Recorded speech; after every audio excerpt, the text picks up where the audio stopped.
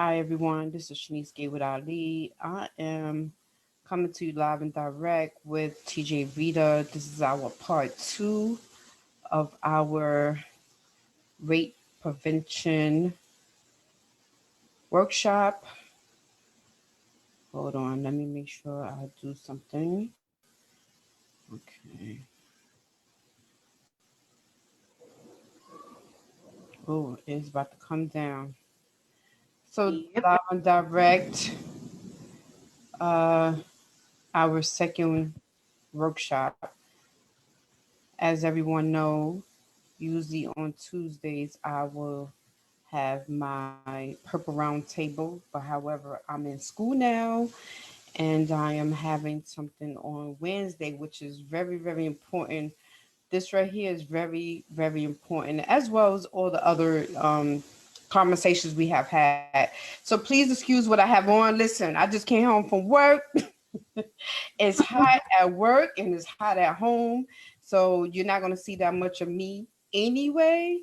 And it's not about what someone is wearing, it's about the information that is given, right? So once again, my Mhm. name is Shanice Gatewood Ali. I am the CEO of We Are Phenomenal Women. We Are Phenomenal Women is an organization that want to educate our people on domestic violence. So domestic violence, excuse me, rape is also a part of domestic violence. So sometimes we don't believe that um, our mate that we are married to is someone who's that can that be a part of domestic violence? Yes, it can. If you do not want to have sex with your mate, same sex, opposite sex, whatever, it's your body. You don't have to, and the person make you assist or have you to have sex with someone else. That is um, part of rape. That is a part of DV. That is a part of sexual abuse. So please, I would love for y'all to welcome TJ Vida for doing the work that she is doing with us, sharing her story as well as doing this presentation. So I'm going to turn it over to you while I fix the presentation piece so that way you can do your part as well. So please introduce yourself, ma'am. Tell everybody who you are, what you represent, and why you decided to share your story. Well, for those who do not know, my name is TJ Vida, which is my stage name in music. And I am actually going by my original name, should I say, which is Hmm. Tara Gibson. And uh, I decided to speak out on my personal situation because a while back, I first spoke about it. And I realized that it gave me a sense of healing as I spoke about my story. I started helping others that were reaching out to me as I spoke about being a rape survivor. And I never really thought that in depth until I started speaking about it. And along the way, I started having a passion for advocating for sexual violence and rape. And it's pretty much to help others speak out, not necessarily about getting any kind of justice legally, but overcoming you as a person, as a woman, or as a man, because it does happen to men, where rape and sexual violence takes a huge toll on the individual who goes through it. And there's no better way to share information needed better than from someone who's actually been through it and is still going through it. So that's why I'm here. I'm in music. I also have a foundation for epilepsy awareness, and it represents the Bronx. We spread epilepsy awareness by doing different programs. I have the radio show for Seize the Cure starting this Sunday, where I give light to those who suffer from epilepsy. Um, Currently have a song coming out with Rejuvenated Observant Wise called Complicated. It's going to be released soon. I can't say the date yet, but once we release it, it has to do with epilepsy awareness. So I'm an advocate for a number of things, as well as doing music. And I'm in school for my doctoral degree in forensic psychology. And ironically, I just started my class yesterday for the first time. And the class I am taking has to do with criminal behavior and its characteristics. And I was assigned to do my final paper on sex crimes. Wow, look how all Yeah. that work out. Like, Yes. Which okay. I'm gonna focus specifically on serial rapists. Hmm. That way I can get into the mental health aspect of it. Okay. So yeah, so this right here just a steps through of what you're about to get into, which is awesome. Right. We all have work. We all doing great work out here in these streets. Not too many people know about the work that we are doing because maybe they're Mhm. not in our circle at the time. Right.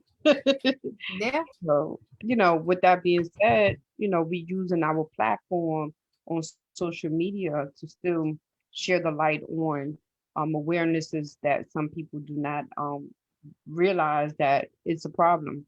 So, Mhm. last week, 2 weeks ago, we got into the whole uh different types of rape. So as you speak on it, I will be pretty much blocking myself out. Okay. And I'm gonna let you go ahead and you tell me when to go to the next screen. Okay. So for those who are just tuning in that missed the first workshop, which was 2 weeks ago, I'm just going to touch briefly on the basics of what we touched on the first workshop. So first and foremost, the actual definition of rape, and you have to excuse me because if you see me looking down, because I wrote a bunch of notes here. Rape is a type of sexual assault, usually well, not usually, it involves intercourse or forms of sexual penetration. So that can be orally, that can be vaginal, or through the anus. And it could be used with a body part or a foreign object. So once there's any kind of penetration that's not consented, that's when it's considered rape. Mm. And upon my research, I learned that there are a lot of different types of rapes, some that I never even knew of. Mm. When we see our TV shows or we hear about different cases, we just consider the actual case, but we never look at it as an actual category. So a few different types of rapes. I'm not going to get into full detail, but I'll just give a little bit of each one. Diminished capacity rape. And that's pretty much when one forces penetration on another person that is not capable of consenting due to a limited physical or intellectual ability. So that's those who have disabilities. It could be an elder, someone who cannot consent because of limitations. Statutory rape, sexual actions with a person below the minimum age. And the age is state to state by law what they consider to be a minor. Partner rape, and this is a big one, which, as I said before, I wanted to get into a much more detail in the future about that. But partner rape is pretty much if you're in a relationship, whether it's a boyfriend, whether it's your husband or wife, it's actual rape going on in marriages. So yes, you can get raped by your partner. Incest, rape dictated by the relationship between two parties, and the two parties are usually related by blood. And it's often rape when involving a victim below the legal minimum age. Gang rape, this is one that's on the rise because, as you know, in many communities, gangs are on the rise. Gang rape occurs when a group of people participate in the rape of a single victim. It could be someone that's trying to be a male or female trying to be in the gang, or an innocent bystander. Serial rape is rape committed by a person over a relatively long period of time and committed on a number of victims.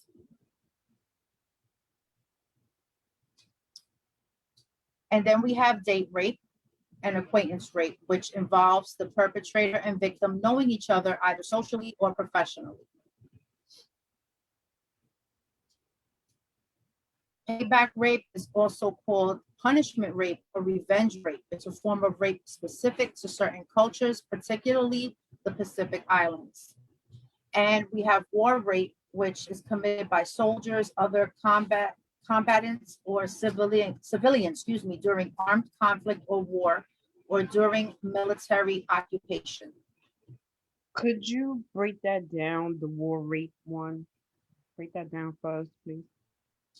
Well, in the military, and you have different sections of the military. They It's like they have their own worlds, and there is a lot of sexual violence committed by the soldiers and the higher up, so to speak. Mm-hmm. And a lot of times, what you find is when there is an accusation of rape, many of times the victim doesn't get any kind of justice because it's not reported to the police or special victims unit. They Mm. handle everything internal. So this is why this is something that has become a large category in sexual violence. And one that I failed to put that's also on the rise is prison rape. Mm-hmm. And I'm not even just within the inmates raping each other, but the the officers, the correctional officers in there.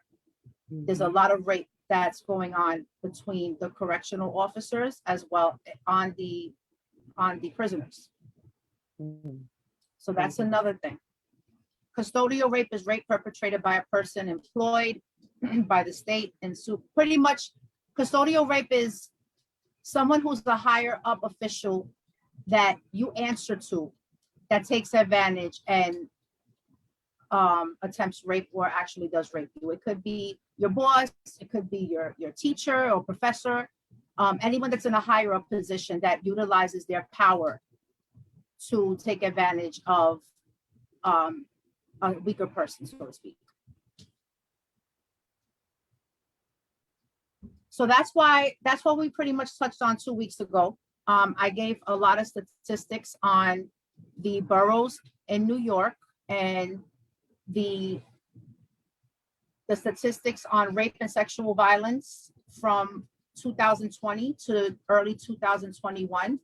And without getting into that again, because it's a lot of statistics that I gave, the overall result is that rape is on the rise all over, with the exception of Staten Island. Mm.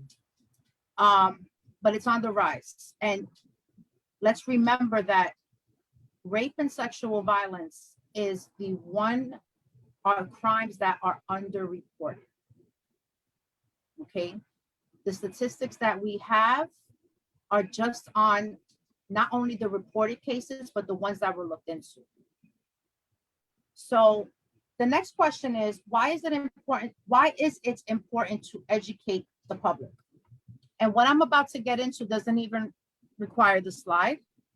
I wrote a bunch of notes, but this pretty much answers the question. I'll read what's here, and then I'm going to get into all the notes that I had taken upon my studies.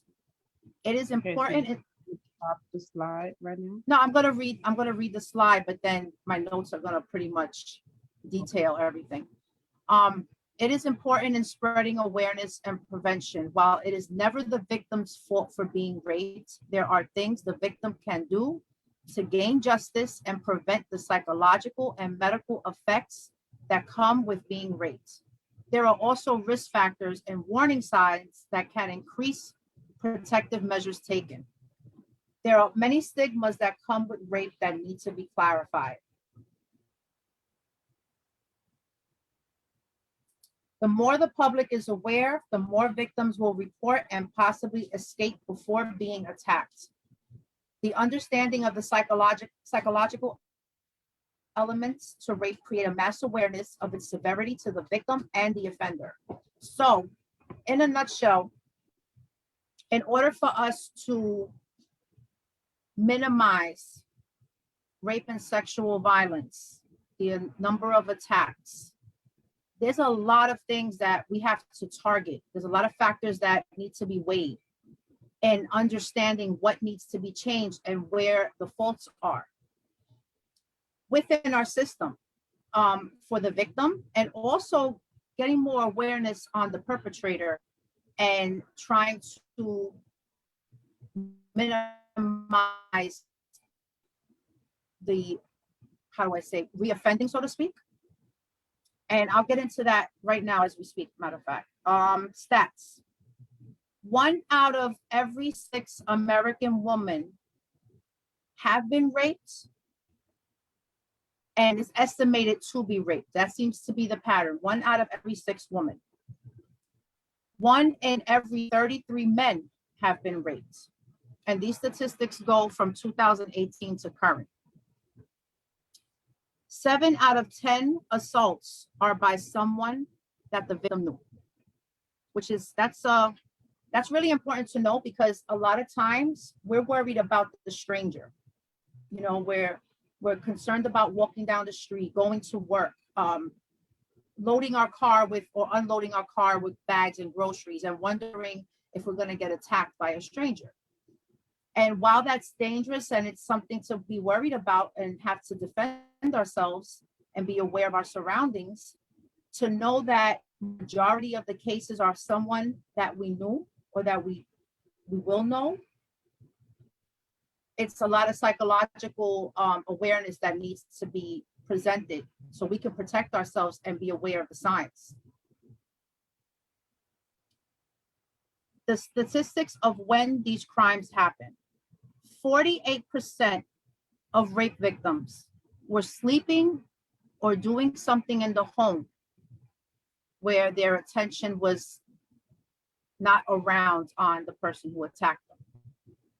This is something I learned I didn't even know this until a few days ago when I was doing my research. And it's interesting for me because my story, I was attacked while I was in my sleep. And I didn't know it was that large of a number that this happens. 29% were traveling either to work or to school. 12% were at work.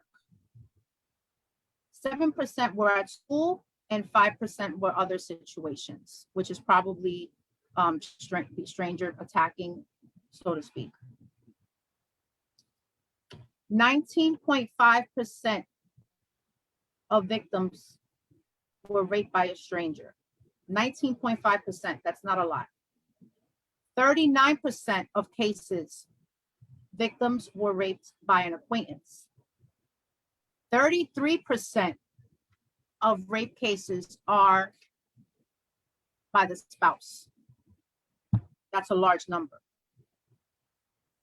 6% of rape cases involved more than one perpetrator, and 2.5 were by a relative. So obviously awareness and spreading awareness on this issue, it's important to know these statistics because we can see where the vulnerability is and where we need to heighten our awareness as to who's around us and who we know and what to look for. And of course, the legal system, if we're going to change laws that we don't agree with or that need to be upgraded more for the victim, we need to know the type of rapes and who is the perpetrator to know where to reflect the changes in punishment. Now I'm going to get into some statistics that I researched on the perpetrators. 60% of sexual violence on inmates is done by the prison staff. So that's where we get into the prison rape. Where my glasses on? Check your bag. I'm sorry. 50% of the perpetrators are over 30 years old, and 57% are Caucasian. 25% of the perpetrators are in their 20s, and these are the cases where they were convicted. So we're not even talking about the ones who were arrested. We're not talking about the reporting. We're talking about the ones who were convicted. 50% are over 30 years old, 25% are in their 20s, 15% are 17 and younger. And then, as I said, 57% are Caucasian, 27% are African American. Now, this is abroad the US.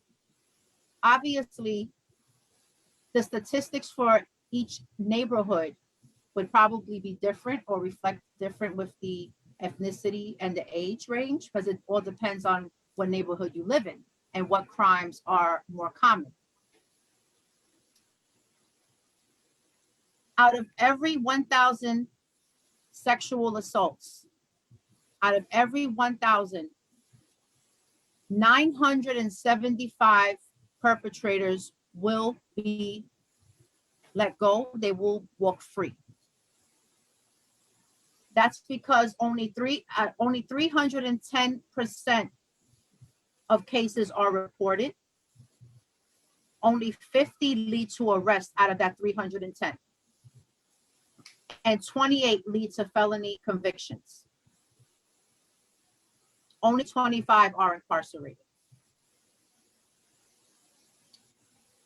So those numbers were very interesting to me, because this is probably a big reason why a lot of victims are not speaking up.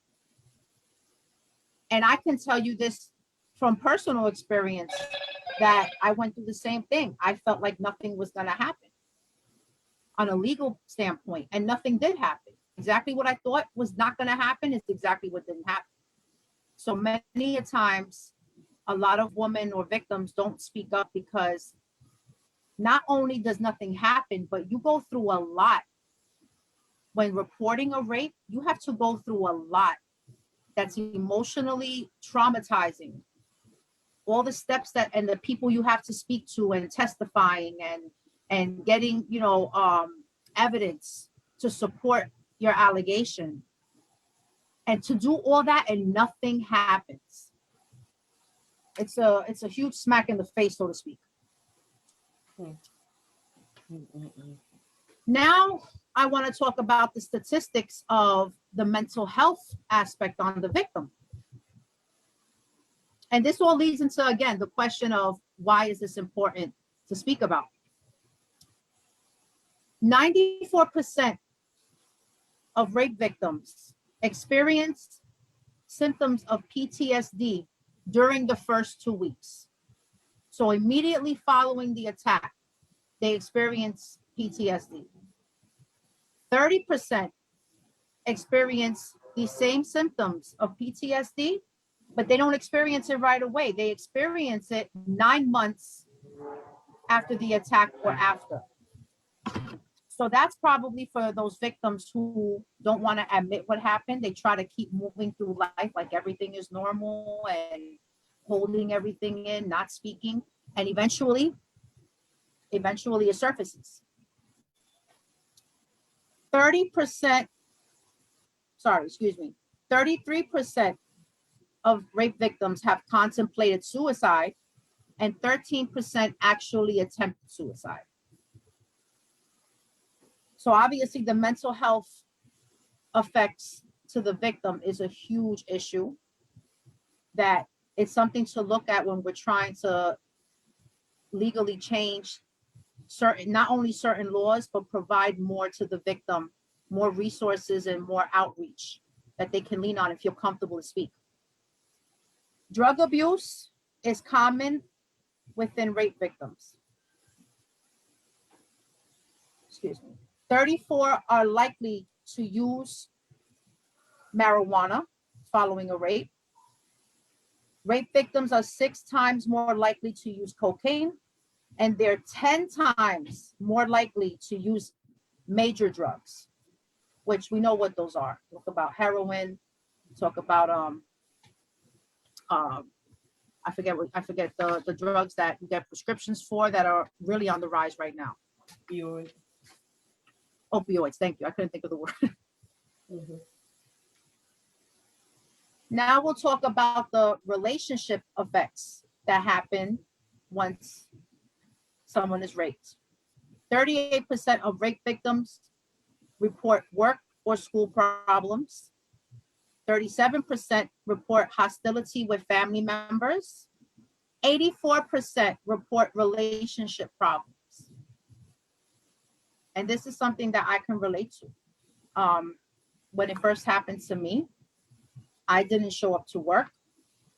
I stayed to myself because I didn't want to talk. I didn't even want to acknowledge what happened.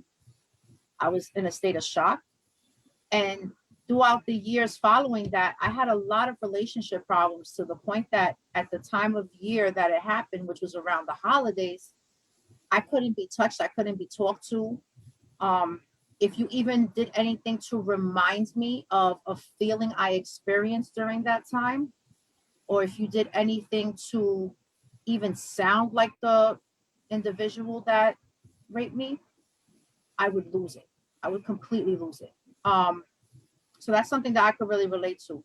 And it's not surprising that that large of a percentage ends up having relationship problems. I mean, at the end of the day, someone attacked you, they took their dignity from you. The one thing that you control, which is your body, they were able to control and take over.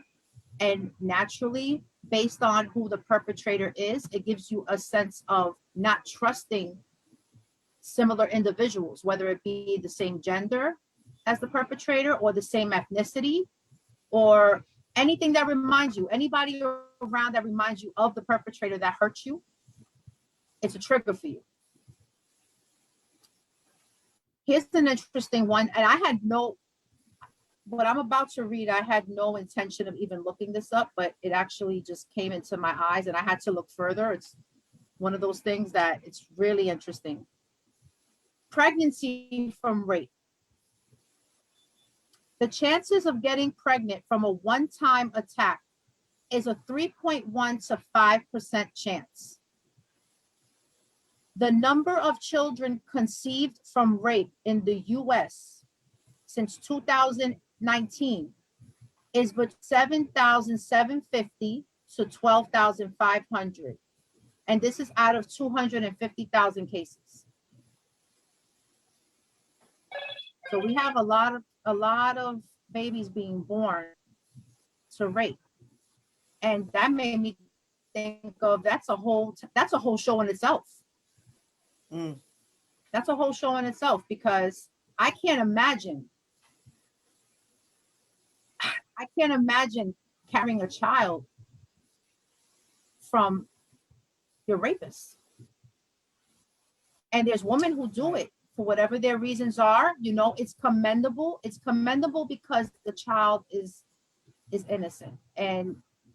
But it's not something I could ever judge. I can't judge who actually decides to go through with it, and I can't judge who decides to have an abortion. I just can't judge that. And I don't know if it's something that I could have done. So now we're going to talk about some myths. Well, do you have any questions before I continue? So I just want to find out if anybody out there have a question. If they do, you can call in at 732-654-6130. Once again, the number is 732-654-6130. If anyone want to have a respectful question. Respectful. Yes, respectful. Mm-hmm. At the same time, don't hold back the questions. Right. Because it may just help. I'm trying to minimize it so I can see if there's anything. Okay, here we go. Okay. So moving forward, there are a number of myths or stigmas that I wanted to talk about. And the reason I wanted to talk about specific ones that not only did I research from other victims, but I went through myself that I can speak on, is because these myths are the reason or part of the reason that many victims do not come forward. You know, I think many victims have this perception that they're always going to be a victim. And once you admit that you've been raped, you pretty much have made too much of a reality for yourself and there's no way out of it. But there are a lot of ways that you can become a survivor, because realistically you survived being raped, whether it was a a violent attack or whether it was coercion, you survived it. And that's the point of getting past the situation. The whole thing that has to be understood is that your only job is to survive it. Whatever you have to do to get yourself out alive so that you can get to safety is what you have to do. And every situation is different and it requires a different reaction. But let's talk about the myths. And I'm sure you've heard some of these already. Put my paper up so I don't keep looking down too much. Okay. Rape is only between strangers and uses violence. And as we've been speaking, we know that's not true. 70 to 80% of rape victims were raped by someone they knew. Not someone that you just passed on the street, not someone that just broke into your house. These are people that you knew. These are people that most likely watched your patterning. They know that you're by yourself. Many, women who are by themselves with their children, don't have male presence, is something that's looked at. And just because there's no violence used does not mean it's not rape. I think TV has made although somewhat true, but a horrible overall perception of rape being where you're jogging in Central Park and you're attacked. And there has to be a gun and knife used. Because that's what we see on TV all the time. We don't see the actual different scenarios that don't involve violence, that involve people that you know. So that's one myth. Another one that caused a lot of confusion for the victim even questioning that if they were raped was, I didn't fight back.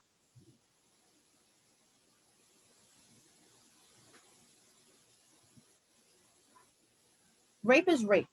If you say no, even if you don't say no, let's say it could be a situation where the person has your mouth covered and you can't say no. But you didn't say yes. And that's where the clarity on consent comes in. If you didn't say yes and everything about you is saying no, but you can't speak it, it could be you're in shock and you just can't speak. There's situations that, people are traumatized during an attack and they just can't get the word out. They can't say anything. But just because you didn't fight back physically does not mean it wasn't rape. There are many situations that fighting back can get you killed. The answer is not to fight back. The answer is not always to fight back, should I say. Every situation, you have to evaluate what's going to get you out of that situation, as I just said. Whether you physically fought back or not, if you did not consent, it is rape. And sometimes, unfortunately, in certain situations, not just with me, but with people that I've spoken to, they had no choice but to get past the situation just so they wouldn't get hurt. And when I say hurt, meaning hurt further, where violence will come into play. Another myth. I asked for it because I was dressed a certain way or I was acting a certain way.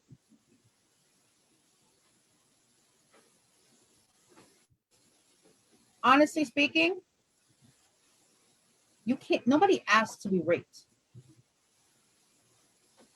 Nobody asked to be raped. I went through that with my situation where I was wearing my pajamas and it wasn't anything revealing, but I was in my room with my door closed. I wasn't supposed to have anybody in my room in the first place. And I went through that whole, well, maybe if I didn't wear my pajamas, this wouldn't have happened. Or maybe, if I didn't look a certain way, or maybe if I didn't smile so much at him, or maybe, it's all these myths that I'm speaking about all comes down to self-blame. Victims, oh, you could be a prostitute. You can walk down the street butt naked. It doesn't give anybody the right to take over your body and hurt you or rape you or do anything sexual to you that you didn't consent to.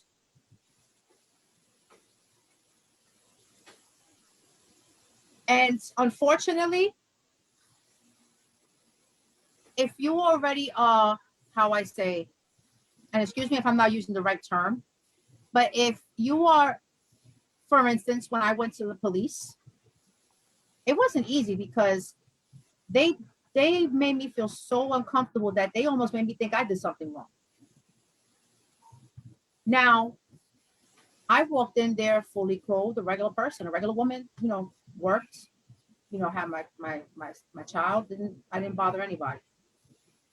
But do you know how many victims of rape who are either prostitutes or strippers or are in some kind of field where they're exposing themselves? They're already looked at less and they're not taken seriously. Because unfortunately, not only in the police mind, but in many people's mind in society, it's like, well, you take your clothes off for money, you spread your legs for money, so how could you be raped?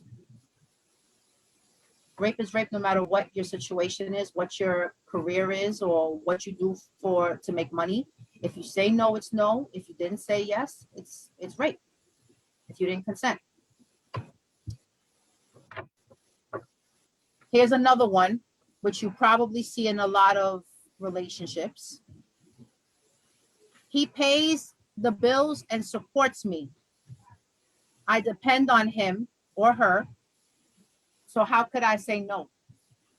Or how could I accuse him of rape? You know it's rape. You didn't want it. You made it very clear you didn't want it. But because this person has a hold on you and they use that to their advantage, they know you depend on them. They know that you can be on the street with your children because they're paying your bills. They use that to make you think that what you're supposed to do is pretty much owe them, which is considered coercion. It's rape. Because as I said 2 weeks ago in the first workshop, if it's not something you genuinely wanted and are excited for, it's not something that you wanted. When you consent, it's because you genuinely want it and you're excited for it to happen. Not because you feel you have to because you owe this person or they're blackmailing you with something or they're threatening you with something that puts your life and your stability at risk. Another one is I flirted or entertained the interest in him. So how could I say no now? Or how could I say he raped me now? I deserved it. You might see this with date rape, or acquaintance rape, where you're having a good time, you're under the influence, you're both drinking, or you're not drinking, you're just flirting, and maybe you really like the person, and then they just start moving too fast, and they're not respecting the fact that you're telling them this is not what you want, and they continue to go forward, and you're saying no, you don't want this. Now you're blaming yourself because you're thinking if I didn't flirt with him or didn't give him mixed signals, so to speak, he wouldn't have done this. No. So what does that mean? When you think about it, what is that? Every person you like has the option to rape you because you were interested. If you're single and you're dating, what does that mean? That they can rape you because you actually showed interest in them, thinking that you like the person? No. If you don't want it, you don't want it, and that's what it comes down to.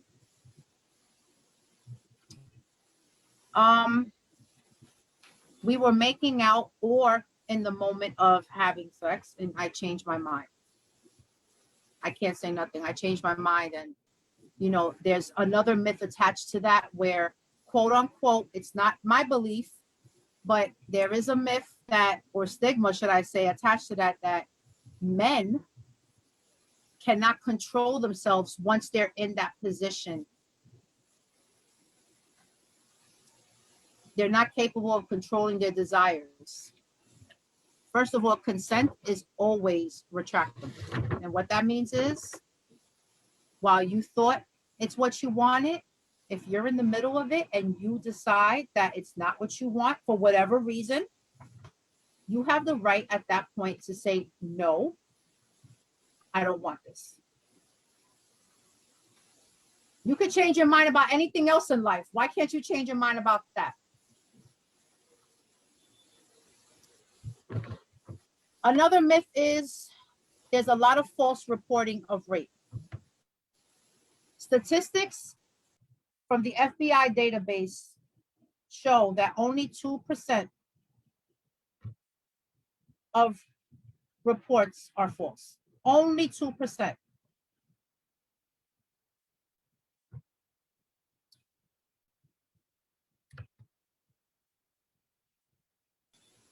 Okay. I thought I lost connection for a second. No, then I'm still here. Another myth is rape is a crime of passion. Now, this is a very interesting one because my son, who's 18, we had a conversation about this before he knew what happened to me. And he asked me, he said, you know, do you think rape is a crime of passion? You know, and in his minds, and this is why this needs to be discussed in schools. This is a perfect example. He said, you know, you have to be turned on, you know, to rape someone.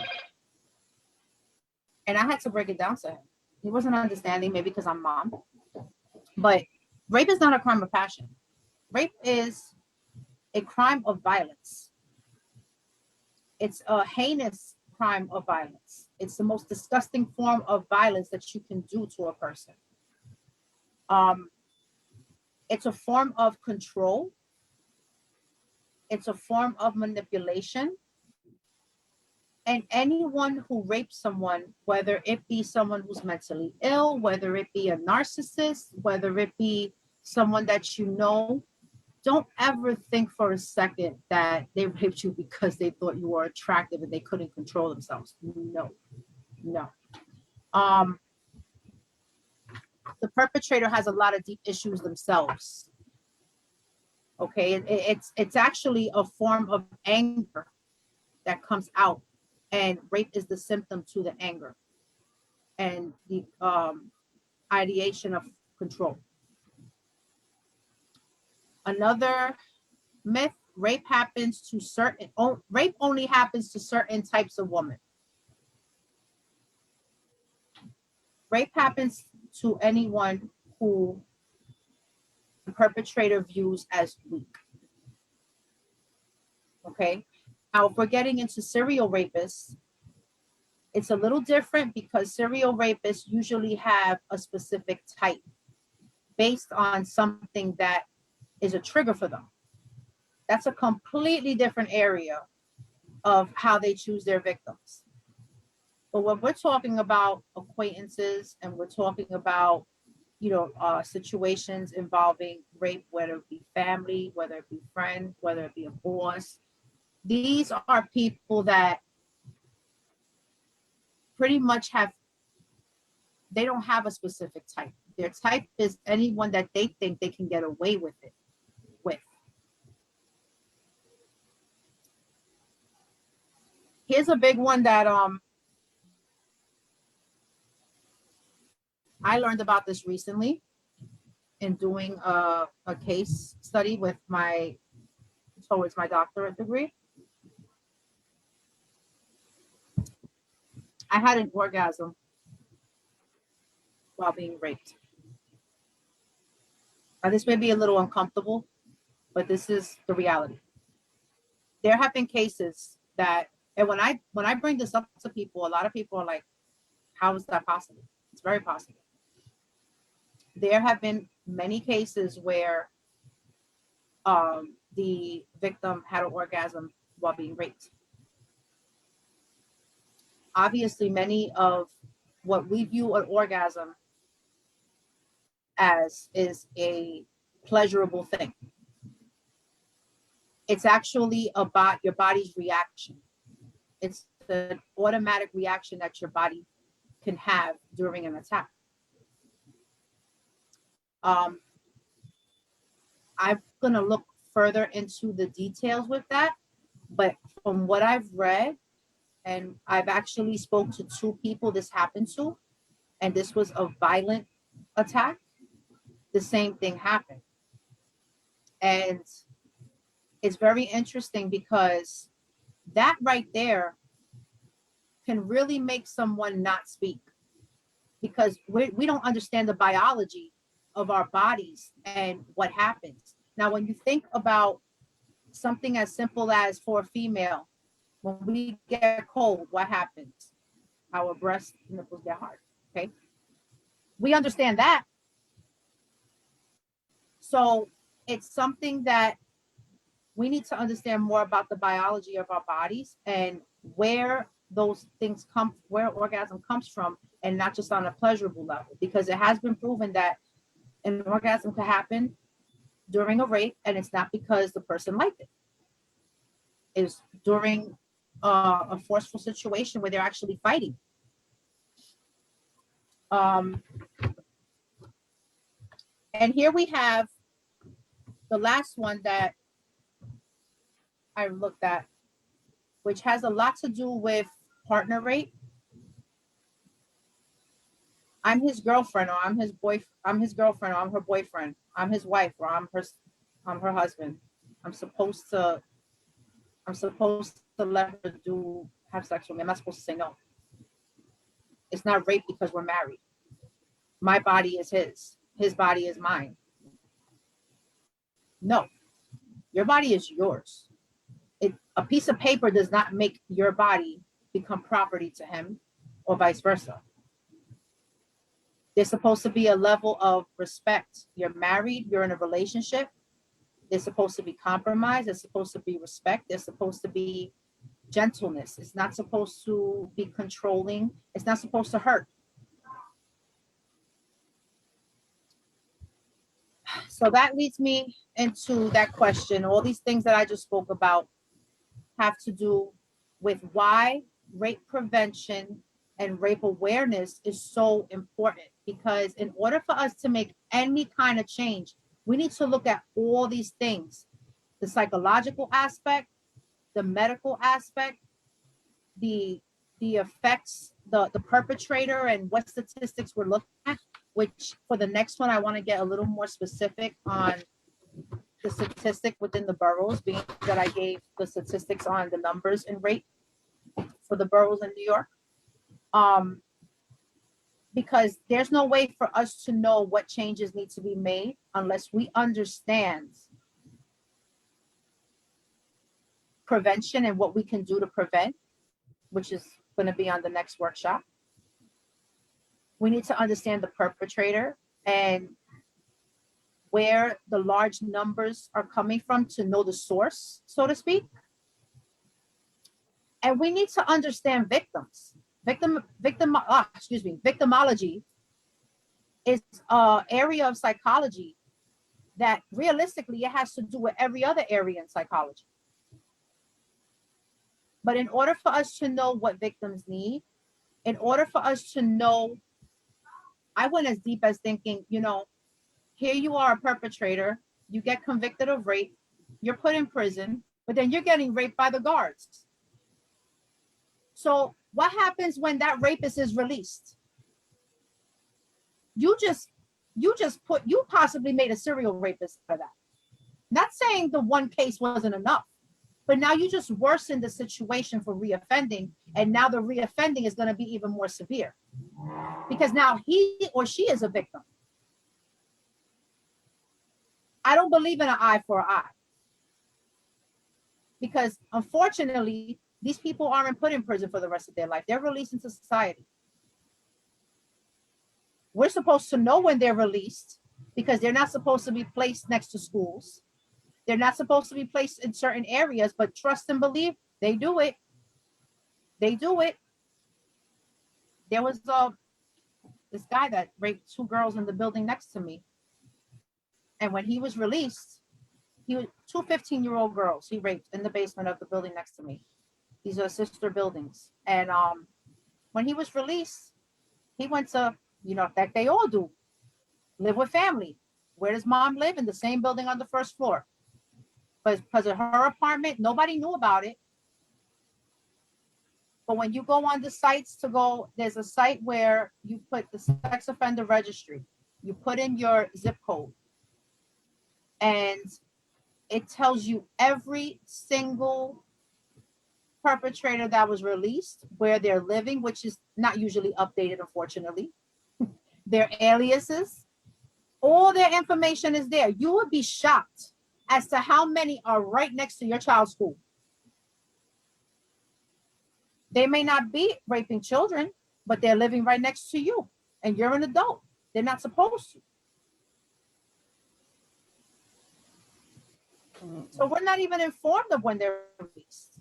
So here you are having prison rape on the rise, and they're being released and they're committing even worse, or should I say, now they increased in quantity and severity.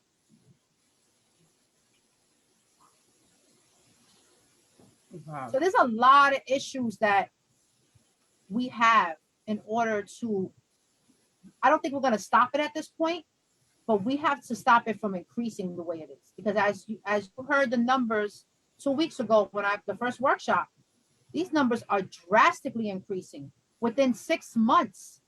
Huge increases in the reported cases. There's a lot of people still not talking. A lot of victims that haven't said anything. Mm-mm-mm. So I do have a question. My question is, if a woman is raped, who should she call right after? The doctor, her lawyer, the police, or all of the above? My advice would be to call someone you trust. I think the worst thing that a victim can go through is just being attacked and feeling like they have to call professionals or experts. You don't have to make a decision right then and there. The first thing you need to do is understand what just happened to you. And whether you understand it or not, you need to speak with someone you trust.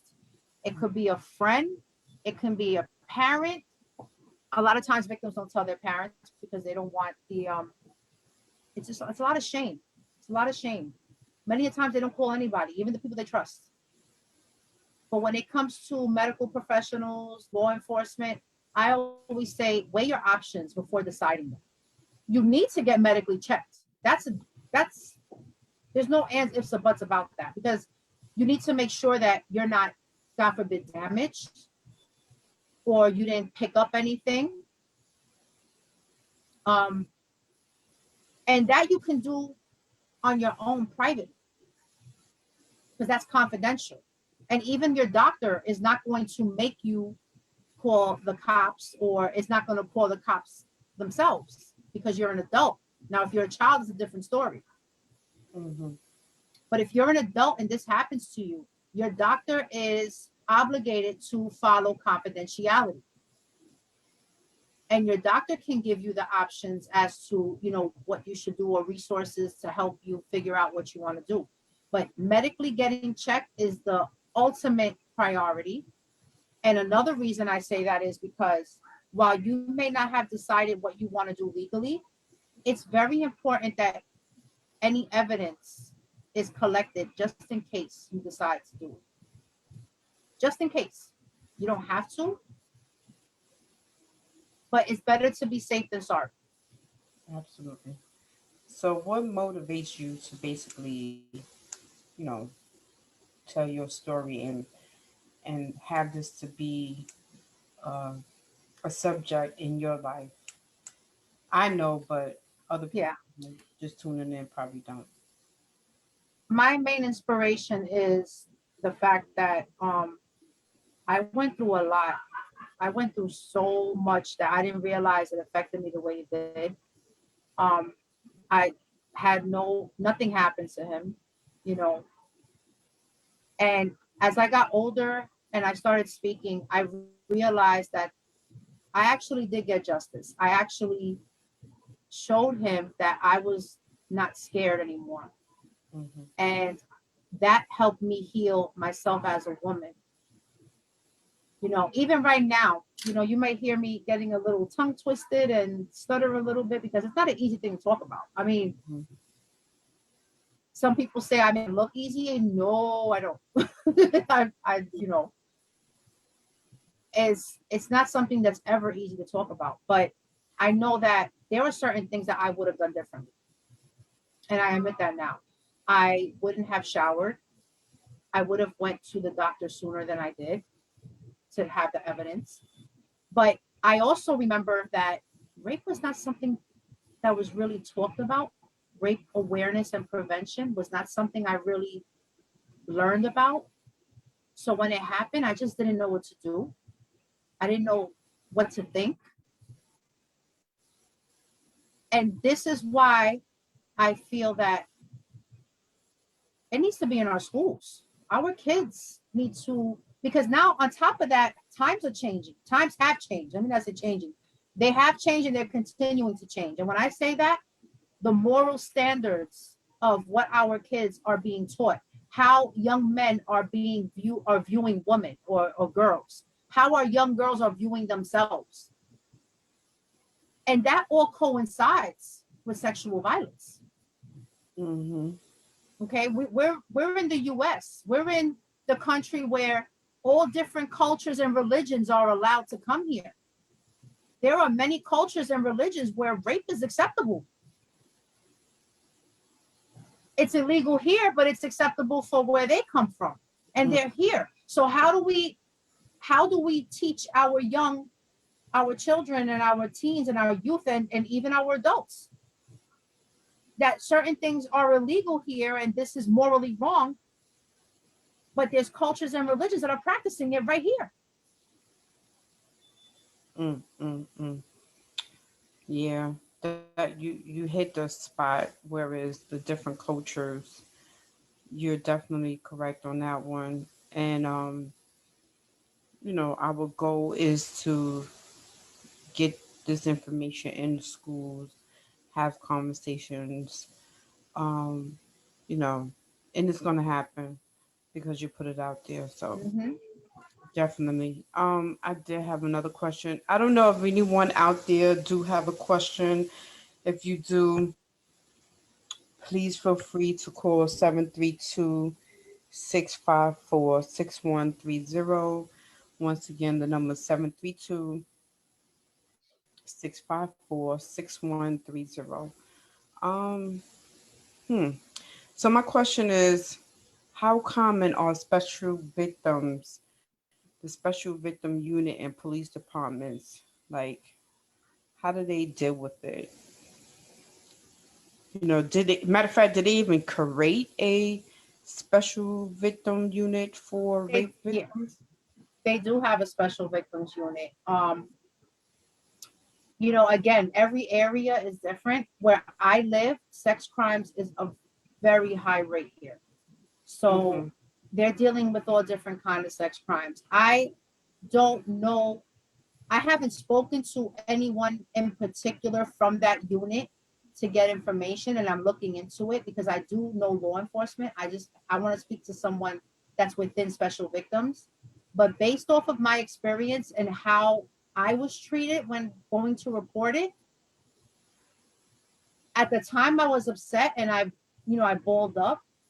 But now as I'm older and I look at, the police and police psychology and what I'm studying, they it's kind of like you have your bad apples, so to speak, and then you have the ones that they deal with so much stuff that that's all they know how in reference to coming at the victims the way they do.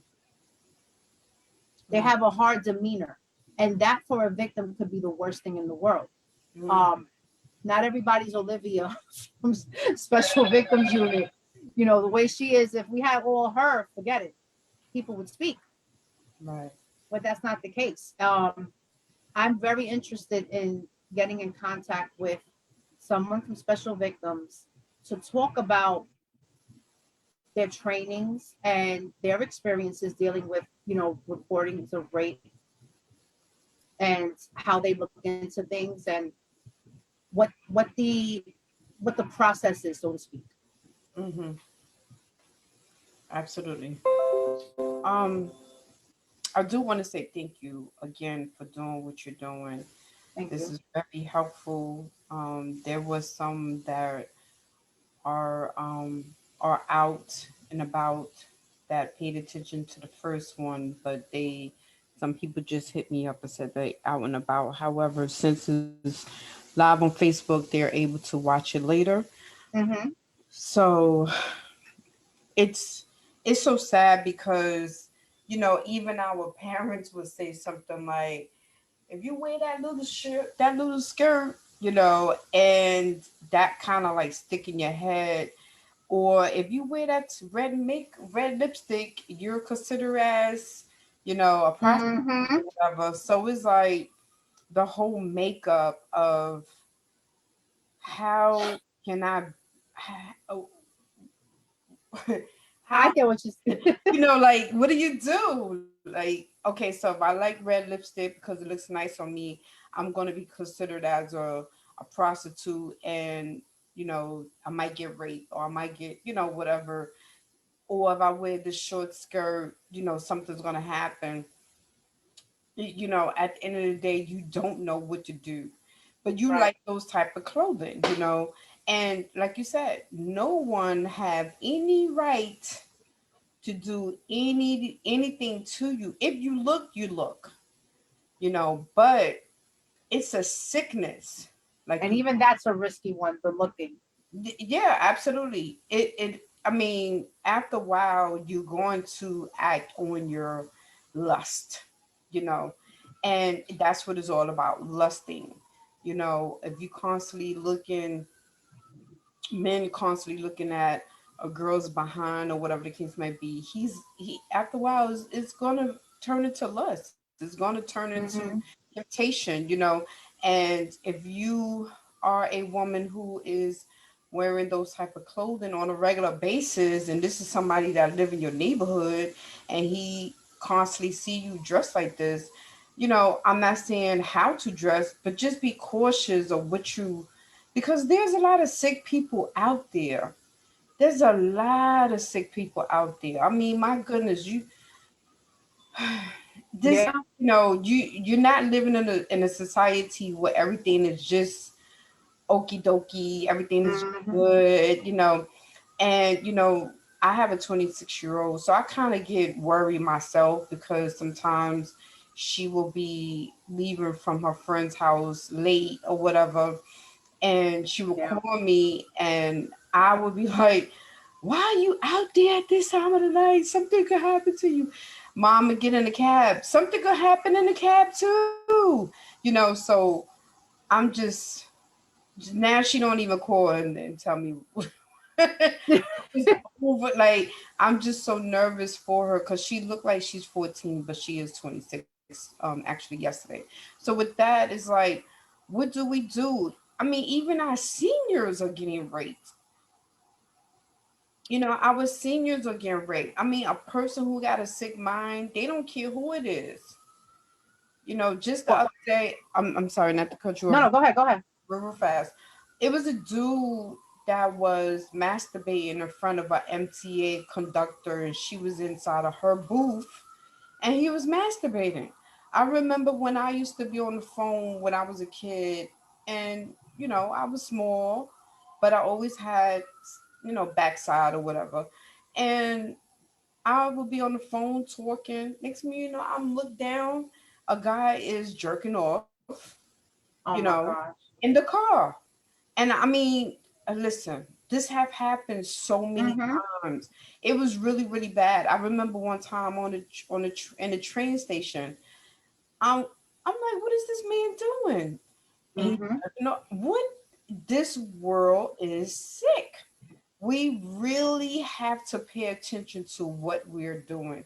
Don't think because it have not happened to you it won't happen. You just have to keep yourself guarded at all times. And Hmm. like you said, it was somebody you knew that did it to you. Not all the time it's somebody you don't know. It's a lot of times it could be somebody you know. And they watch. They watch. They evaluate. They know when to strike. Mm-hmm. They don't act off an impulse. Mm. And you just you just struck a thought. And I'm probably okay. One thing about me is I speak what I think, and it's not to offend anyone, but I have my beliefs, and I just that's what it is. I have an issue with my daughter going to school and learning about gays and lesbian lifestyles and Gee. not learning about rape prevention. Right, Well, what do I care about all that? Well, what how does that affect her? right, All she has to know is you respect people for what they do. If it's not what you agree with, that's fine, but you have to respect people and know your place. I don't how is it our kids are learning that, mm-hmm. but not learning on not only how to protect themselves, but how to view themselves as young ladies or young men and how young men are supposed to treat young ladies. Mm-hmm. Well, let me tell you why. It's all connected. Right. And we already know what's going on in this world, right? Those who are in tune with themselves and the universe, we already know the aim that everything is going. However, you, myself, whoever else did not bring it to their attention. Mhm. The people who get things done is the ones who make it, I don't want to say make a issue or make a problem, but make it known, bring the awareness. We was just talking to Johnny Perez on our Speak Your Mind podcast with the IDs on Sunday, and the way he handled, or the team handled Mhm. halt solidarity, got the law passed. They laid down on the grounds. They did whatever it take for them people, whoever was not able to leave their office, because at the end of the day we got to let them know how Mhm. serious these things are, right? So one year I had, as you know, I do a lot of stuff with domestic violence and bullying, and I was really, really paying attention to a lot of children who are committing suicide due Yeah. to bullying, right? So I brought it to someone attention who's in the office, and all of a sudden he had one bullying um, workshop in the state building. Right.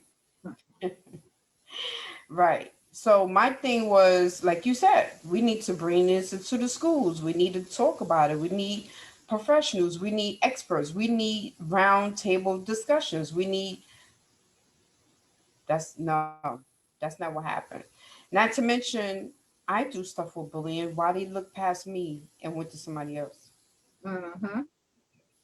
So, at the end of the day, we are working, we are Phenomenal Woman is working on a community violence walk. Okay. And, we want you and everyone else to become a speaker and bring the awareness of these things, Absolutely. So I'm going to say, if we want things done for our children, ourselves, we have to fight for it. And we know that already. Yep. And when you fight for something, controversy is gonna come. That's okay. And that's another thing I had put on Facebook the other day because I was so upset. I People need to stop. You know those videos where you see kids humping each other, and Yeah. someone will post it and say, "Oh, look how disgusting it is." The fact that you shared it, Right. you're promoting it. Right. Like, how could you even let yourself look at that? Right. Mm, Mm-mm-mm. Ugh. Yeah, I that's said another if topic. I see it, I'm deleting you. I don't want to see that. I don't want to see that. Right. And these sites who are these people who are running these pervs, pedophiles who are running these sites, you're posting that. You just made them not only money, but you made more pedophile fans of that child that you put on your page. Sure. Sure, all the friends you may have on your page, you might have a few pedophiles on there themselves. Mm. Mm. You don't know. Absolutely. Absolutely. Wow. This Mm-hmm. is this is a deep rooted conversation that always needs to be discussed, and we will continue. I am covering my face, everyone, because I'm like, my birthday coming up, so I just push my hair back and I'll get myself dialed up. But however, Uh-oh. yeah, I'm just I'm listening to you. It's all about you, your message, the awareness, and what can we do collectively, Mm-hmm. not individually. So I want people to get involved. I just see somebody put something. People no longer know what is appropriate behavior. Absolutely. This is so true. Um, I want people to get involved. I want people to um, let's come up with a law. Let's come up with a bill. Let's come up with something stating that this is not right. This is what we need to do, and make it happen. And we Mm-hmm. can. We can. The Asian community, they getting things done right away. Because they stick together Absolutely. and they have similar, not even similar, they have foundational morals Right. and practices. Absolutely. Absolutely. Not only that, they come with money. They come in with their money. I don't care if it's $5. Everybody putting in some money to make this law, and I'm not even gonna say the rest. Anyway, so we already know. So with that, I want us to continue to have these conversations. Soon Mm-hmm. we will be back face to face. Two Real weeks. soon. Yes, in 2 more weeks.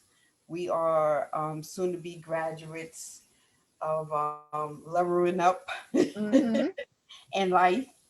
We want to come out of this situation as leaders, Right. as educators, and um, people who have expertise and all around the board, with our experiences as well as our education. So no one Yep. cannot look at us no sideways, right? Mm-hmm.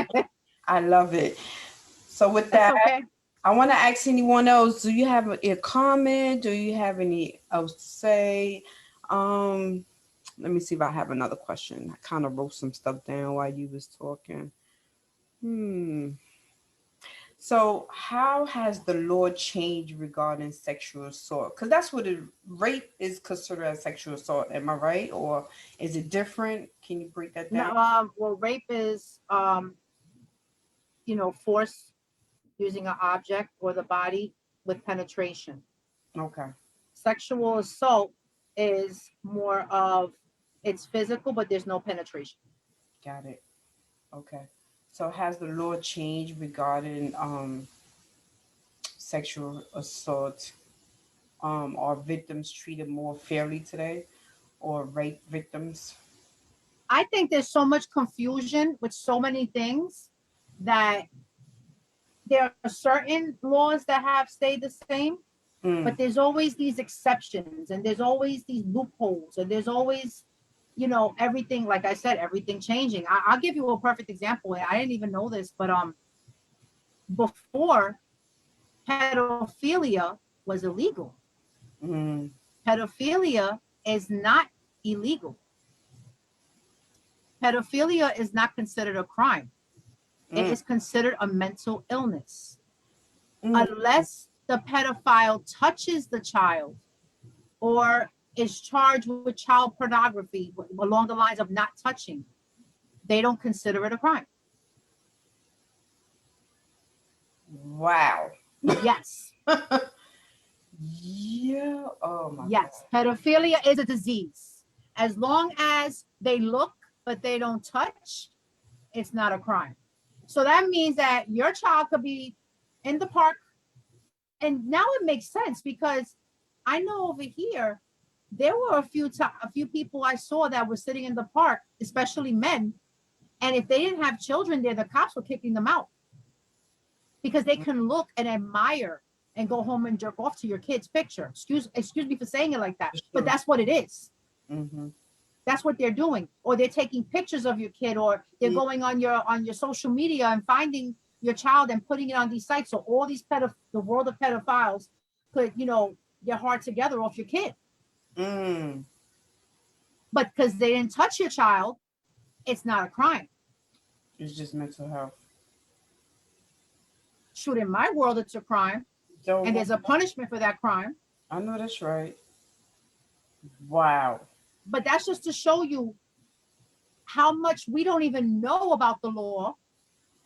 Because I didn't even know that until I took my class, and then I said, I gotta look this up. Because I never hear something and just run with it. I always gotta look into it, and it's surely true. And I actually have a friend who's an officer, and she told me can't get them, Mm. can't get them because it's a cyber world of pedophilia. They have all these sites; they're impossible to find. Oh my Who's God. running these sites, and it's a lot. Mm-mm. So I want to ask a question. I'm not. I'm thinking about this. Was rape being done back in the Bible days? The question. I mean, it probably was, and it just didn't have a name. Mm. Because when you think about it, back then, women didn't have any rights. Right. So would they even consider themselves being raped? Right. Nowadays it's different. Even though women are still looked at as objects and we're not as Mm-hmm. equal, we Mm-hmm. have a lot more freedom in doing things like getting our education, raising our children. It's different nowadays. Back then, women had no brains, no opinion. I'm not saying they didn't have brains. I'm just saying that they weren't supposed to have brains. They Mm-hmm. were so all you were supposed to do was be in the kitchen, cooking, and taking care of the kids. You didn't have an opinion on anything. You didn't know about politics. You didn't know about religion. You didn't even have any control over the bills in your house and what happened in your house. The man ran everything. Mm. So they probably didn't even look at it like they were being raped. Right. So I'm looking it up inside of yeah, that's something that we Interesting question though. yeah, I just Googled that and it kind of said it did happen. And I don't want to say it did for those who are into the Bible, but Right. look it up. Let that be your homework for anyone Mm, who are strong, Bible holders. Look that up and see if rape was a part of that in those days. And if so, maybe this is why they feel that it's okay. Mm, right. yeah. Things that make you say, hmm. Mm. Mm-hmm. Fact is, there's always going to be reasons. There's always going to be excuses or factors, contributing factors to why these crimes are done. The Mm, problem is we don't even know anymore what's considered a crime. There's too right. many gray areas. There's too many, just the statute of limitation. Mm-hmm. I've tried to look at it from different angles because, yeah, if you don't have evidence, how could you possibly convict someone of doing something when there's no evidence? Mm-hmm. But then I look at the ones that have evidence, the ones that when there's plenty of surrounding things that prove that this situation happened, witnesses, you know, um, and Mm, even then, you're only given a certain amount of time to report it when you know for a fact we're looking at the psychology of victims with rape. They don't report right away. right. If they're too ashamed. So we're trying to get them to talk whether it was last week or 4 years ago, but we know for a fact that even when if they decide to talk, they may not be able to do anything legally. Right. So we have to focus on the psychological and the mental and emotional healing. Right. Right. Because, even with the perpetrator being in jail, when you're a victim and you haven't confronted those demons, you're in your own jail. That is true. That is true. That is true. That is true. So we definitely have some homework to do, to continue on this, um, like you said, the healing process. What do that look like? You know, That's next. yeah. Um, yes, yes, yes. So I want to say thank you. I want to close up and say thank you so Mm-hmm. much for doing this again. Our Thank you. part 2. We will be doing our part 3 in the next 2 weeks on a Wednesday at 7 o'clock for those who don't know the time and the date. But we always do this on 2 weeks at 7 on a Wednesday. I Mm-hmm. appreciate it. You teaching you listen, you if you ain't teaching them, you sure them teaching me. Cause I'm like, wow, yeah. I learned a lot myself just doing research, and I'm like, remember before I was saying, oh, we're gonna knock this out in one workshop, and now I'm like, wait a minute, Mm-hmm. I haven't even gotten to the next part, Right. because it's just so much. Yeah. Well, you coming with your sources, you doing your research, not just sharing your story, but you definitely coming with the Mm-hmm. information, and I appreciate that. We definitely got to get together really, really soon. I keep saying it, but you're busy and I'm busy. We got No, things absolutely. going And you know what? There might be a fourth one because I want to do a workshop that is completely geared towards the mind of a rapist, on. Okay. Okay. Oof. which is what I'm studying. So, Okay. All right. Well, we got more work to do. yeah, Thank you, Miss Tyra Gibson, thank you. TJ Vida. Definitely Thank you. Thank appreciate you. Thank you. you. Listen, anybody want to get in touch with you? How can they get in touch with you? You can email me at C's SEIZE the THE cure CURE the number 4 rainbow. I'm sorry, the number 4 epilepsy. Oh goodness, I was confusing emails at gmail.com.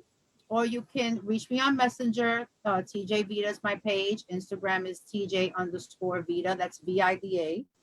And of course, I put my number out there because this is the number I use for my business anyway.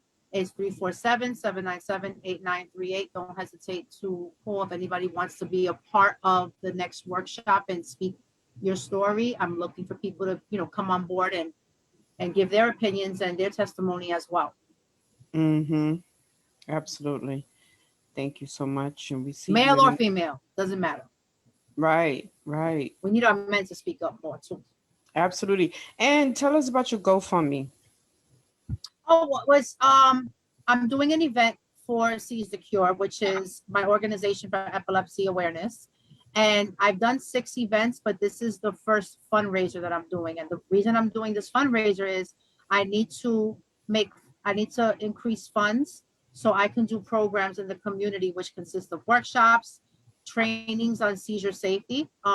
There's a lot of our police department, our EMS, our school personnel, they're not trained on seizure safety. Mm-hmm. And especially in our schools, many of our children are being misdiagnosed with ADHD. Mm-hmm. And that's because they're not referred to a neurologist to rule out epilepsy. Epilepsy, that seizures that are not convulsions, look just like ADHD symptoms. So parents don't know that. And their kids are being misdiagnosed. So I want to give extensive trainings in the school on the different types of seizures and what to look for as a teacher and administration. Mm-hmm. Um, so for me to do all this and also, secure venues for these workshops and these events, music therapy is part of our mission as well. I need to, do a fundraiser. So the fundraiser I'm holding, if you go to the Seize the Cure for Epilepsy page, number 4 epilepsy page, you can donate directly through there. I also have Seize the Cure Cash App. I can post all that information because I don't want to give the wrong off the top of my head. There's many ways you can donate. And this fundraiser is going all the way. I'm doing it in sections. So by July, I want to raise a certain amount of money. And then by November, which is our actual virtual event, which has Little Vicious and Allure headlining. It's going to be a 4-hour online event. We're going to have it through pay-per-view. And I'm just trying to raise all the money I can so I could have what I need to do these programs. And Mm. also, anytime I do a program or an event, I also give giveaways to the community. So this is where all this material needs to come from, with raising funds for it. Absolutely. So once again, please Yes. give to the GoFundMe. Um, this is very important. Very important. We all have work to do. We all trying to make a difference. Well, we all going to Mm-hmm. make a difference together. Stop being an individual and be a community. And with that, Right. I peace. Thank Talk to you soon.